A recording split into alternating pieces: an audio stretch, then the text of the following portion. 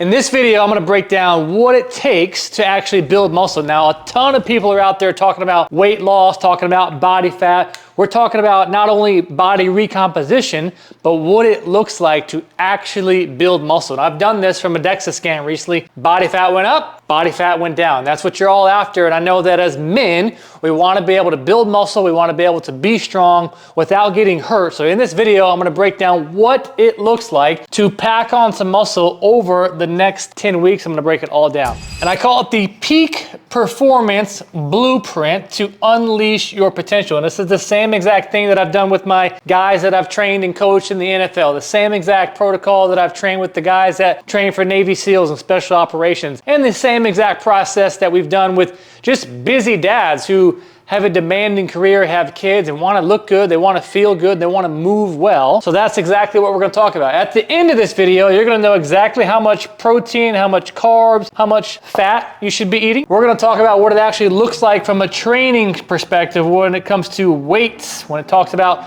strength training versus hypertrophy and like putting in the actual work into the workouts. We're gonna break all that down. We're also gonna talk about the big missing component that a lot of men struggle with, which is recovery, stress, and what's the other one that starts with the S? Sleep. Recovery, stress, and sleep. I'm gonna give you the 10-week formula of how to build muscle so that you can grow those pipes, baby, and fill the sleeves. Let's get into it.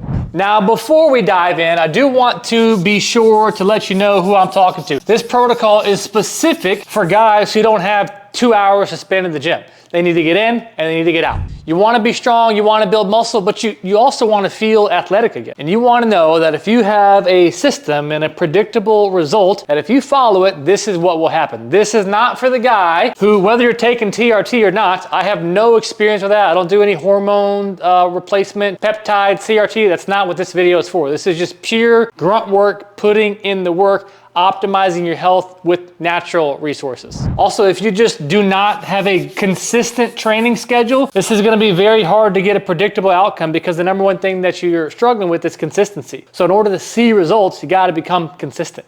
Now, the first 3 pillars that we're gonna talk about is the training stimulus, which is the intensity, which is the volume, which is AKA the weight and the effort that you're putting into your work. We're going to talk about recovery and we're going to talk about nutrition. Those are the main 3 pillars. And I'm going to give you a sample week of how you should structure your workout and exactly what to do here in just a minute, but these are the primary pillars that we need to focus on first. So if we're trying to build muscle, let's actually talk about nutrition first. And if we look at our macronutrients, let's talk about what's your metabolic rate, how many calories you should be eating to get started. Now, the very first thing that we're going to do is we're just going to get you into the ballpark of how many calories you should be eating. I got L, which stands for if you are relatively leaner, you have a smaller body type frame or less body fat. If you pinch yourself here, you pinch yourself here and behind, you know it. You know whether you're lean, whether you're average, or whether you have a high amount of body fat. But here's the point. If you are lean, I want you to take your body weight times 15. That's going to give you your estimated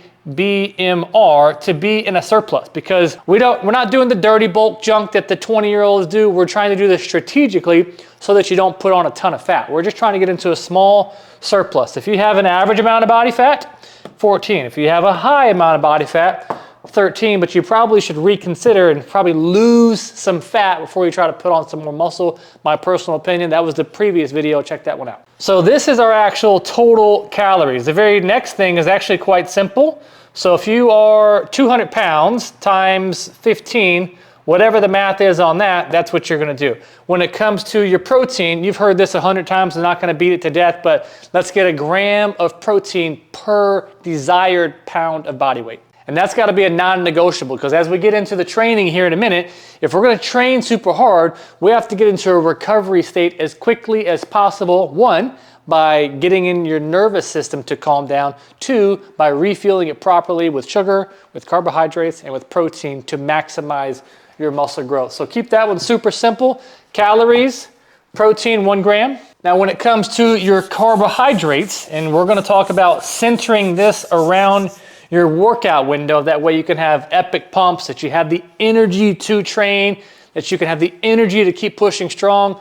But your carbs need to be between 40 and 55% of your caloric intake. This is a non-negotiable. If you're someone who's looking to have a low carb and a high protein diet, get the hell out of here, because athletes train with carbohydrates because it is for energy. You want to be able to push yourself hard. You want to have great pumps. You want to be able to gain the muscle. You got to have freaking carbs. And then obviously the last one we're going to talk about is fats. Have everything else go to fats. Don't eat like an a-hole here. Have healthy fats. Have avocado. Have things, I'm not talking about peanut butter. Peanut butter is going to jack up your calories, you're gonna get a ton of fat, and that's just not gonna cut it. Keep it to healthy fats. And just to preface, again, if we are trying to build muscle, we do need to be in a surplus of our calories. So I'm not talking about 600 calories. If we can really be strategic with our macronutrients, we're actually talking about somewhere between like 150 and 200 calories.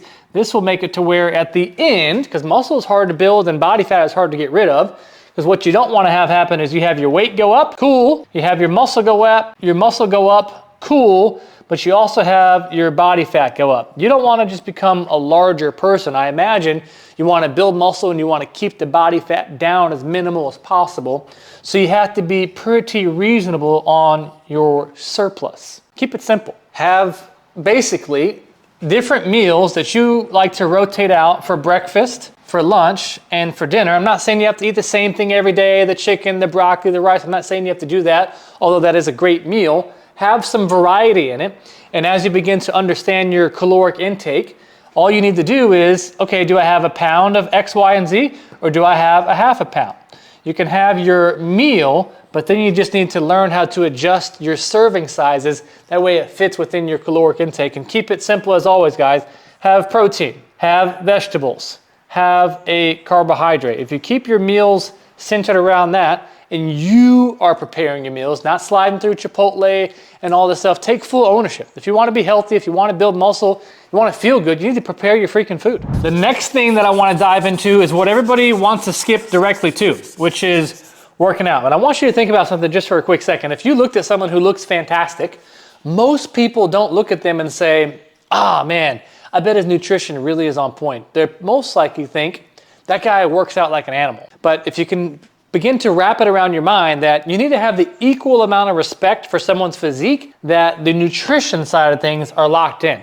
They probably are extremely consistent with the workouts, but it takes two to tango. So let's get into what a sample training workout block should look like. Now, at K-Square Fitness, everything that we do is in a 6-week training block. Specifically, when it comes to building muscle, we got our K2 pump program. Let me break this down. So we'll start off on week 1 here, and it's all about, simply put, progressive overload. But what we're going to be doing is we'll be climbing over the 6 weeks to be able to establish physical adaptation, because if you do not train hard enough, your body is not going to adapt. We talked about this earlier, talked about volume, and we talked about intensity. Both of those things have to stress physical adaptation hard enough. So here's what I'm talking about. So on week 1, let's just take, for very simple math, let's say we did 10 reps at 100 pounds, okay? Well, the next week, you can't just do 10 reps at 105 pounds, and the next week, 10 reps at 110 pounds. Good Lord, that would be so boring, and you can only do that for so long, and it's not enough training stimulus, training change.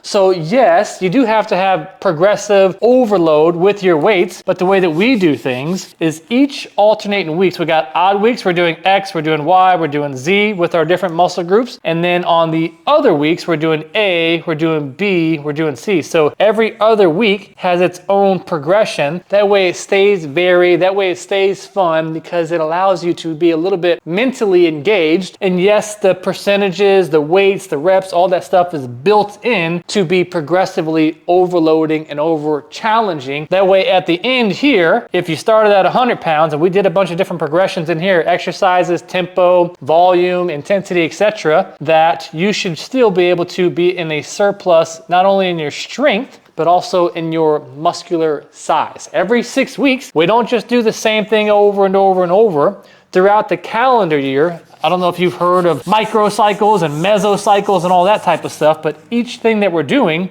is built out through the calendar year. So we have 1 6 weeks block. We don't just do this over and over and over and over again. This block builds on to the next block. The next block builds on to the next block and the next block. And this is how you stay fit, strong, healthy, and not get injured for a long period of time because it's built out over time. Also avoids burnout. Now let's talk about this puppy right here in the middle, because when we think about training, there are a couple of things that I want you to be thinking about. Recovery. So as you know, you've heard that muscle breaks down and it needs to rebuild, correct, right? So you break down the muscle tissue and then it needs to build up so that you can get stronger so that it can grow in size, correct? Well, number one, if you have access to a hot sauna, hot shower, hot bath or something, and you can do this after your workout, it'll create more blood flow to the area, and that is a bueno. It's a good thing to do. Conversely, it is not optimal, and I'm talking about optimal because I think that there is a ton, I know from experience, from reading, researching, that there's a ton of benefits for cold plunging, cold showers, things of that nature. But we're talking about the most optimal. You know, if we're losing 3 to 5%, that is losing 3 to 5%. It is not ideal to do a cold plunge after your workout, because if we're trying to grow in muscular size, breaking down muscles is a form of inflammation, and inflammation is a good thing when we're trying to rebuild.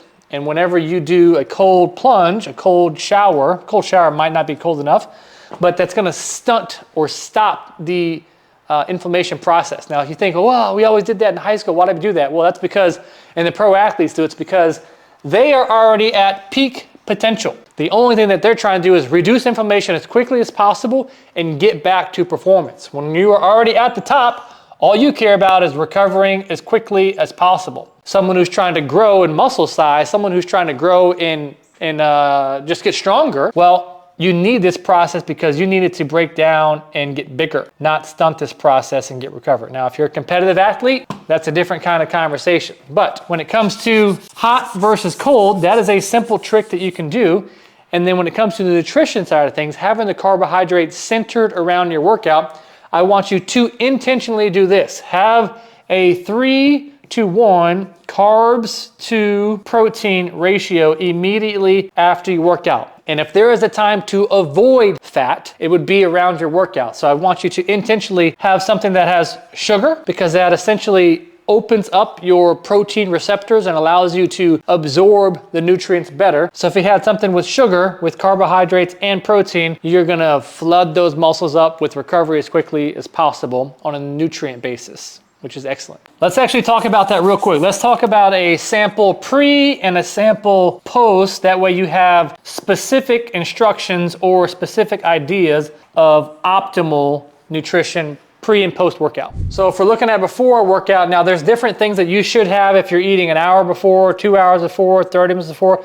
I'm not gonna get too much into that. I've actually written an article on that, but I do want you to think about something like rice cakes, which would be super quick carbs with some honey, with some berries. These are all simple sugars. And it's gonna give you quick energy, and it's gonna give you some energy for your workout so you can actually push. That is simple sugars. If you had something a little bit more complex, which would be just carbohydrates that are gonna make you feel full for longer or replenish your glycogen levels for longer, it'd be something like having some oatmeal. You could also have some berries in here, and you could also drizzle in some honey. So this, you get the idea. It's carbohydrates, it's carbohydrates, it's sugar, it's sugar, it's sugar, it's carbs. Those are all good things to have. A simple thing that I want you to remember is that carbohydrates, basically, for a lack of better words, is your fuel to train hard. Your protein is going to be your support for your muscles. And as I mentioned, fat would not be a good idea because that's going to actually slow down the digestion process. Now, when it comes to post-workout, like I talked about, we're trying to replenish the glycogen levels ASAP. Glycogen is a fancy word for basically the carbohydrates. You probably have no problem eating, so don't overcomplicate it. Get some carbs, get some protein, eliminate fat. That's basically that. Post-workout is simple. Just have protein, have carbohydrates, and have carbohydrates.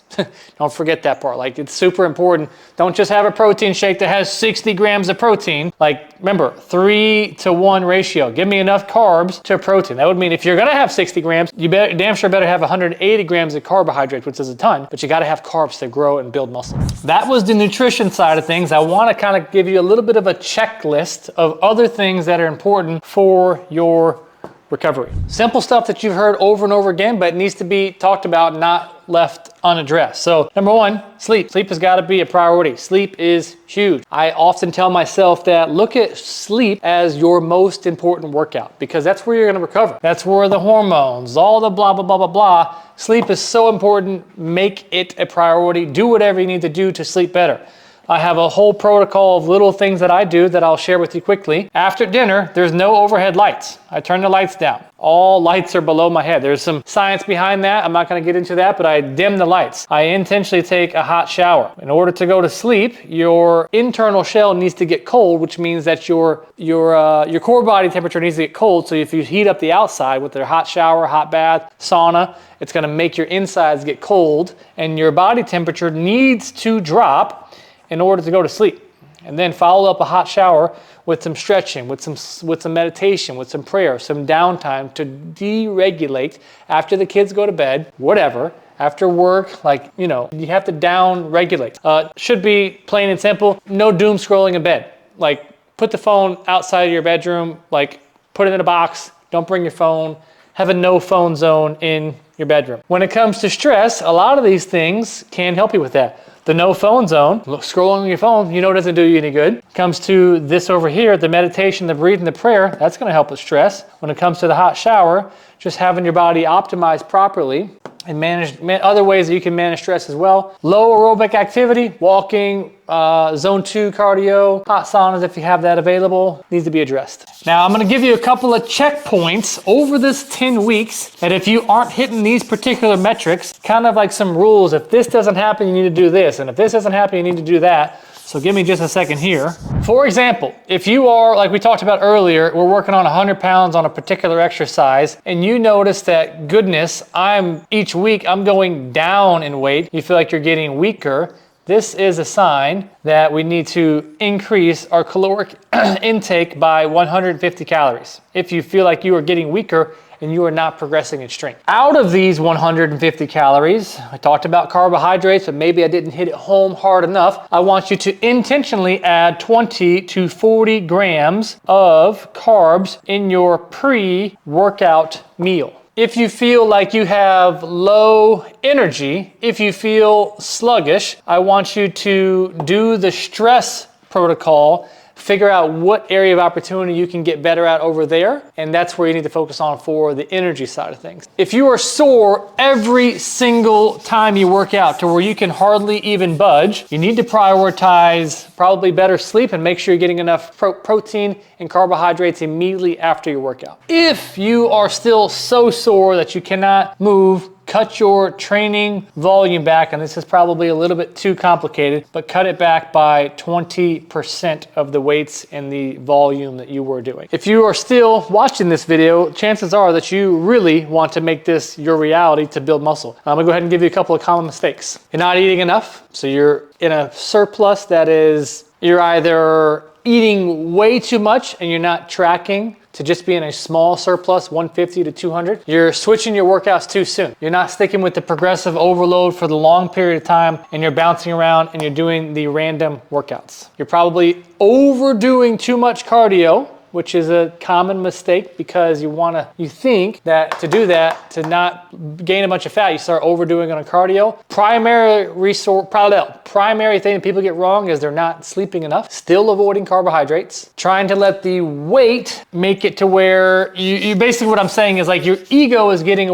in the way of your weight. So yes, I want you to have TUT on purpose. I actually forgot to address this. Time under tension. So we want to have reps that are slow so that we have a lot of time under tension for the muscles. If you focus on time under tension, you will not be able to do as much weight, but you will still be able to get a lot of massive fatigue and training. Can't believe I forgot this entire component. When it comes to training, you need to be pushing yourself hard. And in the program, I have all the sets monitored. I'm not going to break it down to like you need to have 6 really hard sets per muscle group and all that stuff. That's for, we'll let someone else talk about that. But my point is when you're training, you need to lift with mad intensity with time under tension so that you don't get hurt. There's a big difference in doing heavy weights. With time under tension, you can't do as much weight with massive time under tension compared to just banging them out. And I'm gonna put here on the screen a couple of people who have actually gone through this process. Rob, who is a business owner,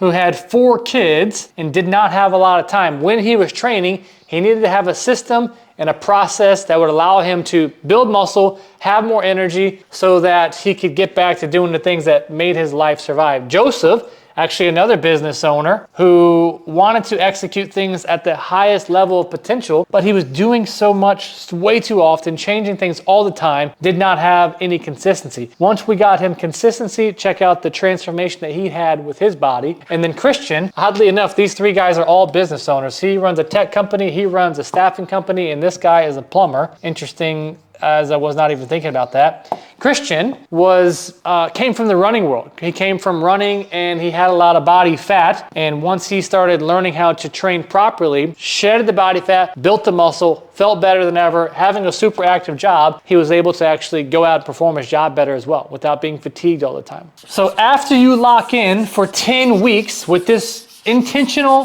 surplus, which is a cycle and a half of the K2 Pump City program, you kind of have 2 choices. You can continue doing that surplus for a little bit longer. You can maintain those calories for another 2 weeks and see what happens to your body. Or you can jump into one of our other platforms, which is body recomposition or body fat loss. So if you like structure, you can follow those different paths on how to recomp your body, how to lose body fat, how to build muscle. So if you want to have the actual meat of the training side of things, check out the description down below so you can get the workouts. But when it comes to the nutrition, I gave you all that information for free. When it comes to the workouts, I gave you the example of how to actually do it. If you just want to have the plug and play, the follow along on how to do it, check it out down in the description. Let's rock and roll. Happy to help you out. If you made it to this far in the video, you're a freaking legend. I'll catch you in the next one.